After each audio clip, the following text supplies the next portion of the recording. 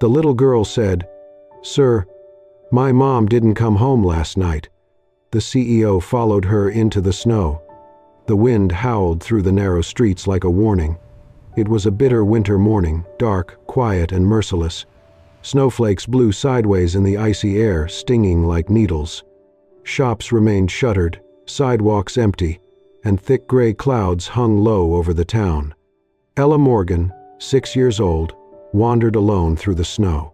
She wore a faded red dress beneath a worn, puffy coat, too thin for the cold.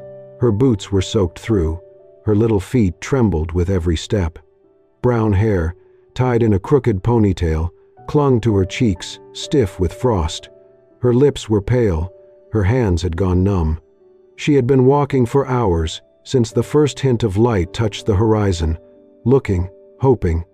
Her mother, Scarlett Morgan, had not come home the night before. It had never happened before. Scarlett worked the night shift at a factory just outside town. No matter how tired, she always returned before sunrise to kiss Ella's forehead. Always, but not today. Ella went to the factory first, then to the bus stop by the woods. No one. Just silence, snow, and wind that made her eyes water. Her teeth chattered as she whispered to herself, "Mommy always comes home. She always does." She remembered something her mom once said during one of their bedtime chats. "If you're ever scared, find a kind adult or go to the big house on the hill. The man there is nice." Ella had never been there, but she'd seen the lights, warm and steady, from far away. Now, with nowhere else to go, she turned toward it. The hill was steep, her legs burned, her breath came in short, painful gasps. She climbed, clutching her little backpack against her chest. The mansion appeared through the snow like something from a fairy tale. Tall iron gates, stone walls wrapped in white, and pine trees creaking in the wind. Ella reached the gate, unsure what to do. She looked up at a small camera above the post. Did it see her? Did it matter? A gust knocked her sideways. She caught herself, barely. Her breath came out in clouds. Her legs ached. She couldn't think anymore. She sat down, curling up in front of the gate, arms around her knees, head tucked in. A loud flutter overhead, a crow bursting from a branch. Ella flinched, tried to stand, but her legs gave way. She collapsed into the snow. Then, a soft click. The gate opened. A tall man stepped out. Ethan Caldwell, 38, wore a long black coat and gray scarf. His sharp jawline and intense gaze gave him a commanding presence. In one hand, he held a leather briefcase, headed for an early meeting. Until he saw her. A tiny girl, crumpling into the snow. He dropped the briefcase. "Hey!" he called out, sprinting toward her. "Sweetheart!" Ella fell forward. Ethan reached her just in time, catching her before she hit the ground. He knelt beside her, wrapped his coat tightly around her, shielding her from the wind. "Hey, can you hear me?" She stirred faintly. Her small hand grasped his jacket, and she whispered, barely audible, "Sir, my mom didn't come home last night. I'm looking for her." Then her hand went limp. Her eyes fluttered shut. Ethan's heart kicked. He scooped her up, holding her close. She was feather-light, ice cold.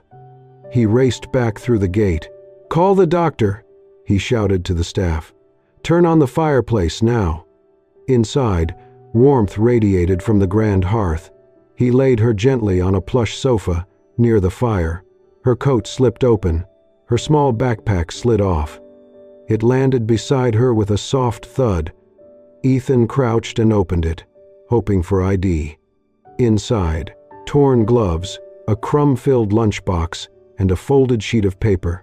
A child's crayon drawing of a blonde woman holding hands with a small girl under a sun.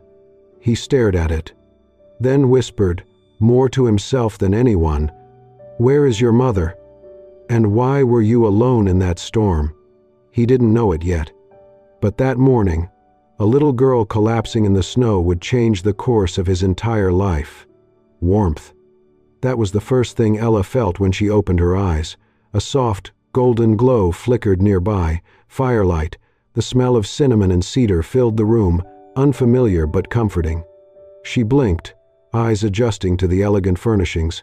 A high ceiling, shelves full of books, a fireplace with dancing flames, and a thick blanket pulled up to her chin. And a man sitting beside her. He wasn't smiling, not exactly, but his eyes had softened. The sharpness she'd seen through the snow was gone. In its place was quiet concern. He was holding a steaming mug. "You're awake," he said gently. "That's good. You gave us a bit of a scare." Ella shifted slightly, her small hands clutching the blanket. She didn't speak. The man held out the mug. "It's just warm water, no pressure." She took it carefully, her fingers still trembling. "I'm Ethan," he added, his voice calm and even. "You're safe now. Can you tell me your mother's name?" Ella hesitated. Then she whispered, "Her name is Scarlett Morgan." He nodded slowly. "Do you know where she works?" Ella's gaze dropped to her lap. "At a big place, with noisy machines. She goes there when it's dark, and then she always comes home." Her voice cracked on the last word. Ethan's expression shifted. Something sharp flickered across his features. Scarlett Morgan. The name rang a distant bell. He stood, crossed the room, and returned with his phone. His fingers moved quickly across the screen. He turned slightly to glance at Ella. "That big place, does it have lots of lights at night?" Ella nodded. "And do the people wear vests? Hats?" She nodded again. Ethan's stomach twisted. There were dozens of facilities under Caldwell Industries, but only a few that ran overnight production lines near this part of town. "I think I know where your mom works," he said quietly. Ella's lip trembled. "Did I mess something up? I'm sorry I came to your house." Ethan crouched down to her level. "No," he said firmly. "You reminded me what matters." He stood again, already dialing. Within minutes, his head of HR was on the line. "Scarlett Morgan, can you check employee records for the Holden facility?" he asked. There was a pause. Then, "Yes, sir. She's registered as a line worker, scheduled on night shift yesterday." "Did she clock out?" Another pause. "No log of her clocking out, sir." "No one reported her missing?" "No, sir. It's possible she left without checking out, or stayed behind." Ethan's jaw clenched. "Find the shift manager on duty. Now." He ended the call and turned to his assistant, who was already standing at the door. "Prepare the car. We're going to the Holden plant." The assistant nodded. "Should I arrange security?" "For her," Ethan said, nodding toward Ella. "She comes with us, and make sure she's warm and comfortable." Ella blinked up at him, surprised. "I can come?" "You're the one who started this," he said with a soft smile. "I think you deserve to help finish it." Outside, the sky remained heavy and white, but the snow had eased into a soft fall. As they rode in the black SUV through the winding roads, Ella curled against the plush seat, wrapped in a new coat that someone had found in the guest closet. Her little hands held the hot chocolate they'd brought for her in a travel cup. Ethan watched her in the rearview mirror. She was so small, so brave. A child who had walked through a snowstorm just to find her mother, something most adults would never dare. He turned his eyes forward, his jaw tight. If his company had played a part in a woman's disappearance, if no one had noticed because she was just another worker on the night shift, that was going to change. And it would start tonight. The Holden facility looked even colder than the winter air outside. Steel walls, flickering fluorescent lights. The rhythmic pounding of machinery echoed like a distant war drum. Inside, workers moved in silence, faces, pale and weary, eyes fixed downward. No one spoke, no one noticed, no one questioned. Until the black SUV pulled up outside. Ethan Caldwell stepped out, long coat brushing the ground, Ella close behind under the watchful care of his assistant. The plant supervisor rushed forward, confusion on his face. "Mr. Caldwell? We weren't expecting—" "No," Ethan said sharply. You were not. He strode past them, each step firm and fast, cutting through the metallic air. His voice echoed down the corridor. I need the employee rest area. Now.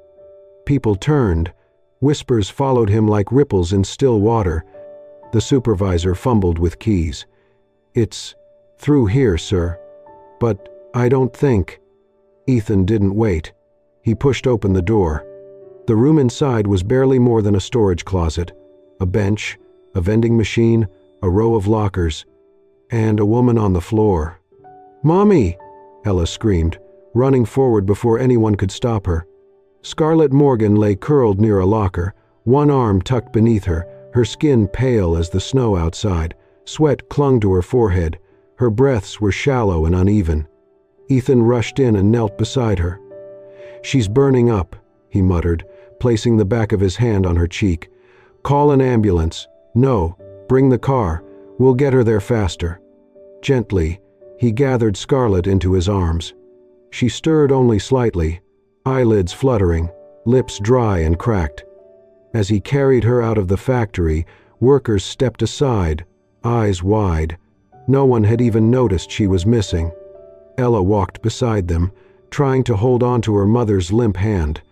At the hospital, the news hit hard. Exhaustion, severe hypoglycemia, dehydration, sleep deprivation. She's lucky, the doctor said gravely. If she had stayed unconscious another hour, we might be talking organ failure. Scarlett was admitted immediately. While she slept, Ethan and Ella waited by her side. The little girl curled up in the visitor chair, finally asleep, her tiny fingers wrapped around her mother's. Ethan remained seated, elbows on his knees, staring at the woman in the hospital bed. So this was Scarlett Morgan, the woman who raised a daughter gentle enough to knock on a stranger's gate in the snow, the woman who gave everything and nearly lost her life to keep her child safe. Hours later, Scarlett stirred. Her eyelids fluttered. She groaned softly, then turned her head and saw Ella. Sweetheart. Her voice was hoarse. Ethan leaned forward. You're at Memorial Hospital. You passed out. But you're safe now. Scarlett blinked, then tried to sit up. No, I have to get back. They'll fire me. You're not going anywhere, Ethan said firmly, placing a hand on her shoulder. You need to rest. You almost didn't make it. Tears welled in Scarlett's eyes. I couldn't afford to miss shifts, she whispered. I've been covering for others, taking extra hours because they cut my schedule last month. No breaks, no sick days. Her voice broke. I'm a single mom. I can't lose this job. Ethan looked away, jaw tightening. He had built an empire, numbers, efficiency, profit margins. He'd read reports, monthly outputs, labor costs. But never had he imagined this. He stood, pulled out his phone, and walked to the far side of the room. His voice was low but sharp. I want every shift log and clock-in record from Holden on my desk within the hour. And tell HR, effective immediately, no employee is allowed to work more than 10 consecutive hours. Full audit of night shift practices. Start now. He hung up and turned back. Scarlett stared at him, confused. He crossed the room and picked up Ella's fallen blanket, gently covering the girl's legs. You're not going to lose anything, he said quietly. Not your job, not your daughter. He met Scarlett's eyes. Not on my watch. By the following Monday, something changed in the way the Holden Corporation operated, and everyone felt it. An internal memo swept through the company like a fresh wind, breaking through months, maybe years, of silent fatigue. From Ethan Caldwell, CEO.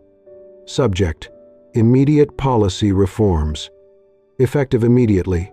Maximum shift length reduced to 10 hours. Mandatory breaks every 4 hours. Emergency health funds established for on-site incidents. Dedicated support program launched for single parents, including flexible hours, financial consultation, and in-house childcare assistance. Most employees read it twice. Some thought it was a joke, but it wasn't. Supervisors were summoned for retraining, HR representatives were called into weekend meetings, and across the company's network of facilities, whispers turned into cautious smiles. At the center of it all, completely unaware of the storm she had unintentionally set off, Scarlett Morgan sat on her hospital bed, cradling a cup of lukewarm tea, reading a letter hand-delivered by an assistant from Ethan's office. It was a formal offer, a part-time assistant role at the corporate headquarters, higher pay, shorter hours, a schedule that allowed her to be with Ella in the mornings and evenings. Scarlett blinked. Twice. She whispered, "There has to be a mistake." Later that afternoon, she met with Ethan in person, in a sleek office with floor-to-ceiling windows and shelves lined with books she couldn't pronounce. Ella sat quietly in a corner chair, legs swinging, drawing cats on sticky notes. Scarlett clutched the job offer like it might vanish. "I'm not qualified for this," she said quietly. "And I still don't understand. Why would someone like you care about someone like me?" Ethan leaned forward, elbows resting on his desk. "Because someone like you matters more than most people I know." His words weren't polished. They didn't sparkle with corporate lingo, but they landed. And Scarlett, for the first time in years, felt seen. She accepted. Her first day at the office was awkward, intimidating, but Ella, ever the curious explorer, made herself comfortable quickly, especially in the little corner near Ethan's desk where someone had placed a beanbag chair, a small bookshelf, and a cup filled with colored pencils. "Who did this?" Scarlett asked. The receptionist smiled. "Mr. Caldwell said every guest should feel welcome, especially the tiny ones." Scarlett didn't know what to say. Over the next few weeks, the office slowly adjusted. Scarlett proved herself capable, organized, and quietly sharp. She never asked for attention, never expected kindness. But kindness came anyway. Like the time Ella sneezed 3 times in a row in the hallway, and Ethan, mid-conversation with a board member, gently handed her a tissue and tapped her nose with a mock-serious, "Bless you, ma'am." Or when Ella's shoe came untied on the elevator, and Ethan, without hesitation, knelt and tied it with the precision of someone who had done it 1,000 times before. Or the day Scarlett worked late and Ella sat curled beside her mother's chair. Scarlett, drained, leaned over her notes and drifted off mid-sentence. Ethan found her like that an hour later. He didn't wake her. He simply took off his coat, folded it gently, and draped it over her shoulders. Then he dimmed the lights, placed a glass of water on the corner of her desk, and motioned for the cleaning staff to keep quiet. A junior employee passing by saw it all. She didn't say a word, but the way she smiled to herself said everything. In those small, quiet gestures, something began to shift, not just in the company, not just in Ethan, but in Scarlett too. She began to smile more, to breathe easier, to look people in the eye again. Ella, of course, called him Mr. Warm Coat now, loudly, even in the lobby. Scarlett tried to hush her at first, but Ethan only laughed, his voice deep and warm. "I've been called worse," he said, and when Ella grinned up at him and offered him one of her crayon drawings, a stick figure of a tall man next to a girl in red with the words, "Thank you, Mr. Warm Coat," scribbled in pink, he pinned it on the office board behind his desk, right next to company awards. The snow started falling in quiet, lazy flakes that morning, innocent, almost poetic, but by noon it had become a full-blown blizzard. Scarlett sat in her corner office, fingers racing over the keyboard. A deadline loomed, and she was determined to get the report right. 2 floors up, Ethan had a crucial investor meeting. On his way, he passed the break room and smiled at Ella, seated in a lounge chair with her coloring books and stuffed bear. "Watch her for a bit, will you?" he asked his assistant. "I'll be back in under an hour." "No problem, sir," the woman said warmly, handing Ella a juice box. But things don't always go as planned. A false fire alarm set off flashing lights and sirens. Employees calmly moved toward exits in practice drills. Amid the confusion, no one noticed Ella quietly slipping away. Clutching her teddy, she whispered, "Where's Mommy? She said she'd be back." She wandered out of the break room, past empty desks and down a stairwell. Outside, snow and wind blurred everything. When Scarlett returned, relieved to have finished the report, her heart froze. Ella's chair was empty, the juice box untouched. "Where's my daughter?" Scarlett yelled, panic rising in her throat. The assistant paled. She was just here." But she wasn't.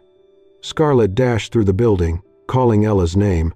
Meanwhile, in another room, Ethan was wrapping up his presentation when his phone buzzed. He picked up, and his entire demeanor shifted. Seconds later, he was in the lobby. Scarlett was frantic. "She's gone, Ethan. I can't find her. She's not in the building." "She wouldn't just leave," he said, hurrying to the security desk. Then they saw the footage. The camera showed Ella walking out the side door 12 minutes earlier, bundled in her coat and the gray beanie Ethan had given her the week before, hugging her bear. "She was looking for you," Ethan murmured. Scarlett's hands gripped the counter. Her knees nearly gave out. "I'm going after her." Ethan snatched up his coat, then tossed it aside halfway through the revolving doors. Too heavy, too slow. Snow spun around him like smoke as he sprinted into the storm, scanning the sidewalk, scanning the white. "Ella," he yelled. "Ella, sweetheart, where are you?" Then, footprints. Small, fading ones. He followed them, legs burning, slipping through the alley and around the loading dock. A flicker of red behind a dumpster caught his eye. He rushed forward. There she was, huddled between two walls, trembling and soaked. Her bear was pressed tightly to her chest, her face blotchy with cold. "Mr. Warmcoat," she whimpered. Ethan dropped to his knees. "Oh, sweetheart." He gently scooped her up, pulling her into his arms. Her body was ice cold. He cradled her against him, shielding her from the wind. His voice cracked as he whispered, "You scared me to death, little lady. I thought I lost you." Ella murmured something into his shoulder. He held her tighter. Moments later, Scarlett came skidding around the corner, slipping on the ice. She saw them and let out a cry, half relief, half heartbreak. She fell to her knees, embracing them both. "I'm so sorry, baby. I'm here now. I'm so sorry." Ella buried her face in Scarlett's scarf. Ethan didn't let go. Around them, the storm raged. But in that small corner, the three of them formed a fragile circle of warmth. Later, back inside, they sat wrapped in blankets, sipping cocoa. Ella clung to her bear. Scarlett pressed kisses to her daughter's forehead, again and again.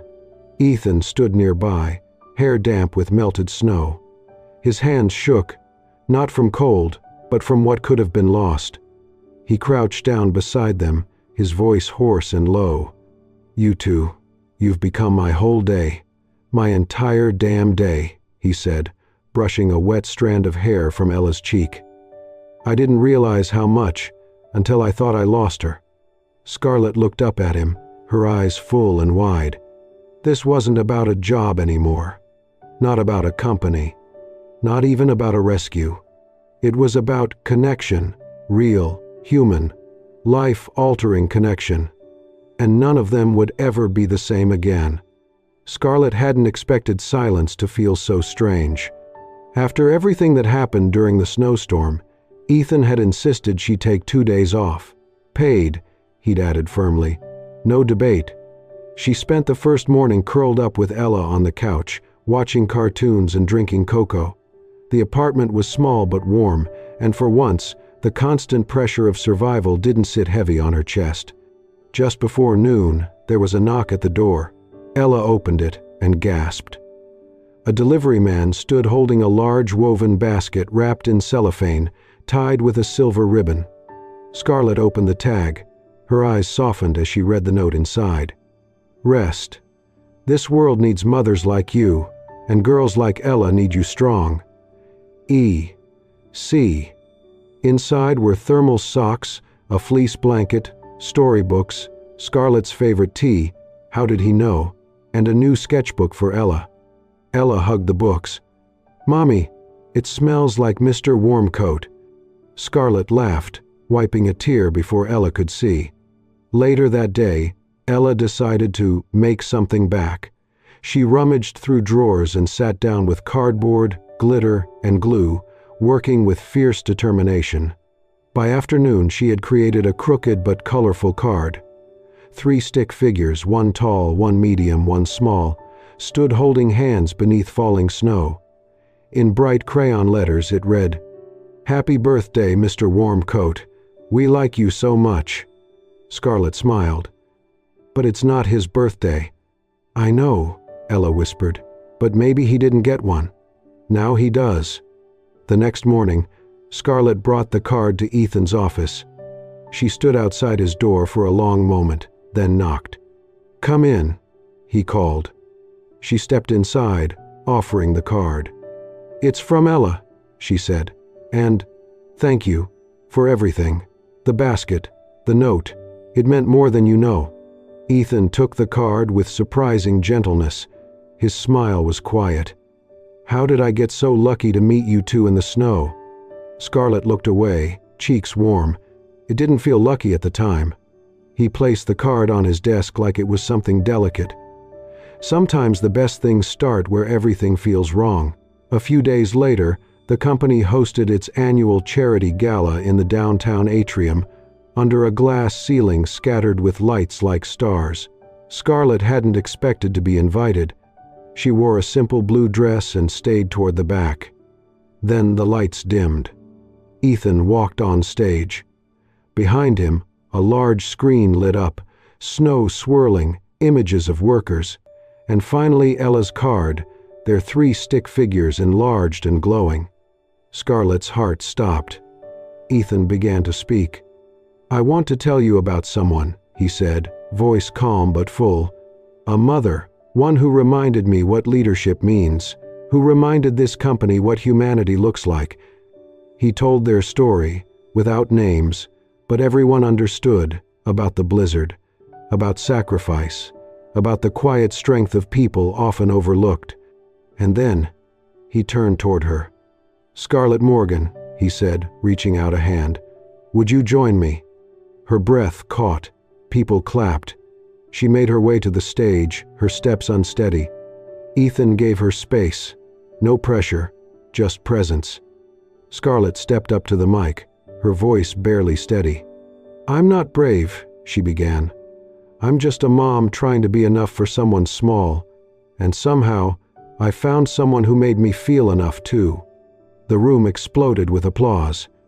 Ethan stepped forward, not showy, not performative, just steady and kind. He pulled a small white rose pin from his jacket and gently fastened it to the front of her dress. "You deserve to stand tall," he whispered. "Every mother does." And for the first time in her life, Scarlett believed it. The smell of garlic bread drifted through the warm kitchen, mingling with the soft bubbling of spaghetti sauce on the stove. The Caldwell estate, usually echoing with silence, now hummed with something far gentler, laughter, small footsteps, and the clatter of plates. Ethan had insisted it be a simple evening. No suits, no speeches, just dinner, just them. Scarlett looked almost shy as she sat at the kitchen island, her golden hair tied up loosely, sleeves rolled to her elbows. She was tossing a salad while Ella, wearing an apron 3 sizes too big, stirred a pot with exaggerated importance. "Chef Ella," Ethan said with mock seriousness, "how is our sauce coming along?" Ella nodded solemnly. "It's red." "That's good, right?" Ethan grinned. "Perfect." Later, they sat on the floor in the living room, bowls of spaghetti balanced in their laps, watching old cartoons projected on the wall. Scarlett leaned back against a pillow, barefoot, relaxed in a way Ethan had rarely seen. Ella curled up between them, slurping noodles with a satisfied sigh. When the movie ended, Ella bounded off to the kitchen for more popcorn, her messy braid bouncing behind her. As soon as she was out of earshot, Ethan turned slightly toward Scarlett. His voice, usually so composed in boardrooms, was uncertain now. "I used to think I was too busy for a family," he said quietly. "Too focused, too structured. But now, I find myself waiting for your footsteps outside my door." Scarlett's breath caught. She looked at him, not with disbelief, but with something softer, hope. Her voice was gentle when she replied, "You didn't need to fix our life, Ethan, but somehow you became part of it."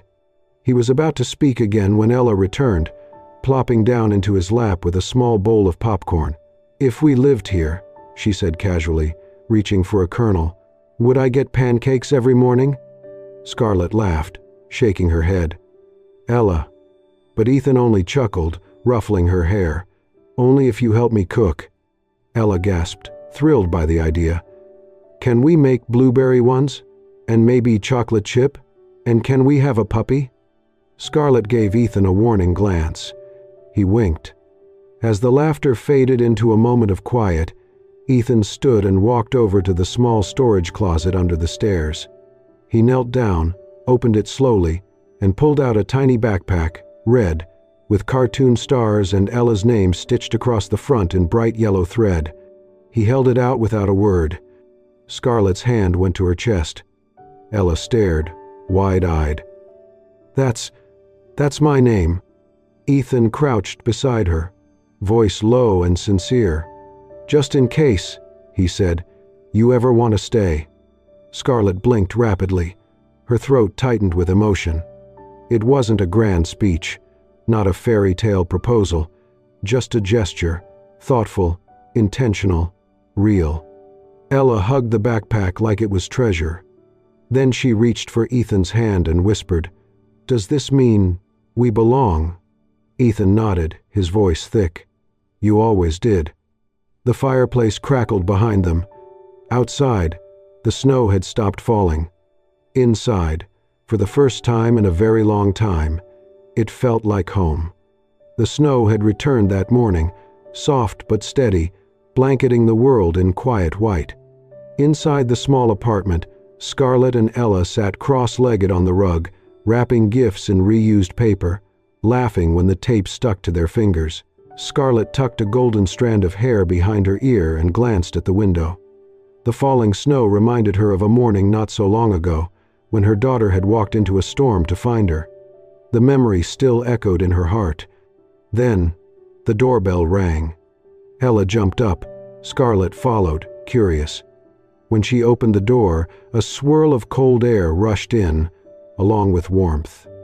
Ethan stood there on the stoop, dressed in a dark coat, snow clinging to his shoulders. In one hand, he held a red umbrella. In the other, a single white envelope. "Hi," he said, eyes bright. "I was hoping you two weren't too busy tonight." Scarlett blinked. "What's going on?" "There's a small gathering at my place. Just a few people who matter." Ella tugged her sleeve. "Can we go, Mommy? Please?" Scarlett smiled, heart fluttering. She nodded. The Caldwell estate glowed from within, yellow lights shining through frost-laced windows. Inside, warmth radiated, not just from the fireplace, but from how everything was arranged. The room fell quiet when they entered. On every wall, something familiar, photos. Dozens of them. Scarlett helping Ethan fix Ella's scarf. Ella asleep on his shoulder at the office, a blurry shot of the three of them mid-laughter in the park. Scarlett covered her mouth. "You kept these?" Ethan stepped forward, cheeks pink, not from cold. "I didn't keep them," he said softly. "I collected them. They were the days I started to feel like myself again. The guests, employees, neighbors, his housekeeper, all quieted as Ethan raised a glass of cider. Some people," he began, "walk into your life in the middle of a storm, but they end up becoming your shelter." Scarlett's eyes shimmered. Then Ethan lowered the glass and dropped to one knee. Gasps filled the room. He pulled out a simple silver ring. elegant and unassuming. Looking straight at Scarlett, but speaking to both of them, he said, "You walked into my world with a question. Where's my mommy?" He smiled at Ella. "Today, I have a question of my own." He turned back to Scarlett, voice steady, full of quiet hope. "Will you both let me come home with you, every day, for the rest of our lives?" Scarlett's hands flew to her face. Tears fell. Ella clapped beside her. "Say yes, Mommy. Please say yes." Scarlett couldn't speak. She just nodded, again and again, laughing through tears. Ethan stood, slid the ring onto her finger, then opened his arms. Scarlett stepped into them. So did Ella. Later, after the guests had left, the three of them sat in the back seat of Ethan's SUV. Parked in front of Scarlett's building, the engine hummed. Snow tapped gently on the windows. Behind them, light spilled from the apartment they'd just left, warm, golden, full of memories. But inside the car, the light felt warmer. Scarlett leaned into Ethan's shoulder. Ella dozed in her lap. Ethan looked at her and whispered with a smile, "Get in. This time, let me take you home." Scarlett turned toward him, her eyes still misty but glowing. "Only if we get pancakes tomorrow." Ethan grinned. Every morning, the car pulled away slowly, disappearing into the snowy night. Behind them, a home filled with moments that mattered. Ahead of them, something far rarer than wealth, belonging. Thank you for joining us for this heartwarming journey. Sometimes, a child's quiet voice and a stranger's open heart are all it takes to turn a snowstorm into a beginning and a house into a home. If this story moved you, if Ethan, Scarlett, and Ella found a place in your heart, please support more stories like this. Tap, subscribe, hit the hype button, and share this story with someone who still believes in snow-covered miracles and second chances. This is Soul-Stirring Stories, where emotions speak louder than words. Until next time, stay kind, stay warm, and never underestimate the power of one act of compassion.